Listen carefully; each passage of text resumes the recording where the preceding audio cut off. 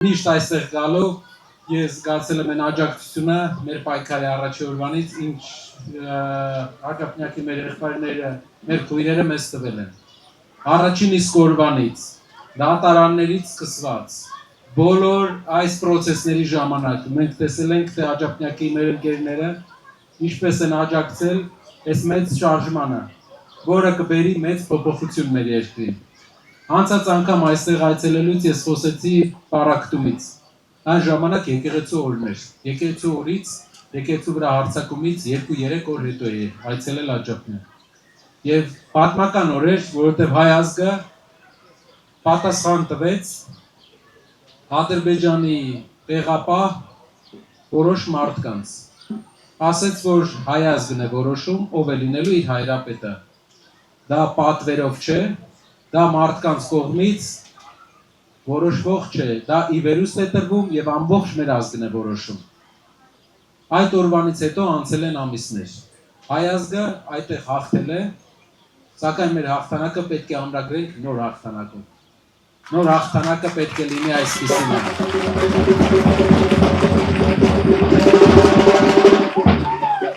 Նոր հաղթանակը պետք է լինի այսպիսին։ Երբ մենք այսօր քայլում էինք փողոցներով, մարդկանց մեծամասնությունը մեզ քաջալերում էր։ Ովքեր ինձ մոտեցել են, ասել են Նարեկ ջան, մինչև վերջ գնացեք, Նարեկ ջան, մի բան արեք, գազ տվեք։ Այնպիսի տպավորություն էր, որ դուք եք մեզ, ոչ թե մենք ենք եկել այստեղ ինչ որ կարոզանելու, այլ դուք եք մեզ ասում, ինչ պետք է անենք։ Ու ջղայնանում էին երբեմն, ասում էին արեք, մինչև վերջ արեք, չքաշեք անկապ։ Ասում ենք չենք կաշելու։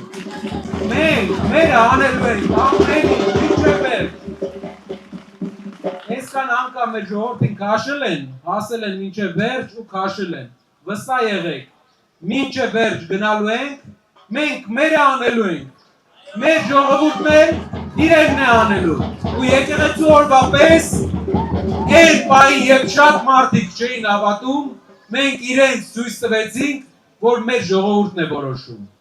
Այն մարդիկ, այն մեր հայրենակիցները, ովքեր դեռ այս մարդկանց հավատում են։ Ես ուզում եմ իրենց ասեմ, այս մարդը ձեզ ատելություն է սովորացնում, ժողովուրդ։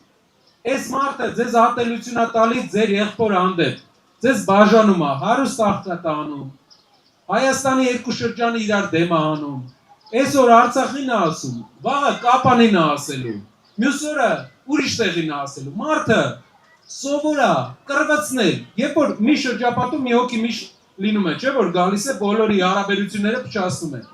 Հիմա այդ հարաբերությունները փչացնողին երբեմն չեն թողում այդ շրջապատում որոշիչ դեր ունենա, բայց մենք բերել ենք մեր հետ ու վարչապետ ենք այդ մարդուն կարգել։ Ու ամբողջ օրը կոնֆլիկտ է մեր երկրում։ Փողոցում մարդը չի կարողանում իրեն պահի սովորական քննադատությանը։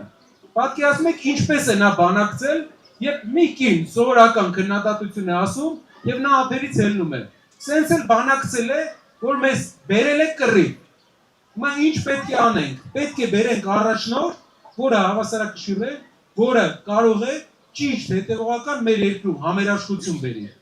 Ես ուզում եմ, որ մենք իրար հետ մեր երկրի, մեր հայրենակիցներին ազատենք այս ատելության կապանքներից։ Ես ուզում եմ, որ մեր են հայրենակիցները, ովքեր անգամ մեր հետ համաձայն չէին այսօր, մենք այդ մարդկանց փրկենք, հանենք այն ատելությունից, որ իրանք տածում են մյուս մեր հայրենակիցների հանդեպ։ Ու այդ ատելության հիմնական պատճառը մեկ հոգի է։ Մեկ հոգի։ Ամբողջ հարաբերությունը մեր ժողովրդի փչացնողը մեկ հոգի է։ Երբ ենք վերջի անգամ բոլորով մի բան ուզել։ 44-ի պատերազմի առաջի ամիսը, հիշում եք, ինչ միավորված էին։ Բայց եկավ մի օր, որ նա սկսեց էլի ինչ-որ բաներ, քննադատություններ ժողովրդին բաժանել։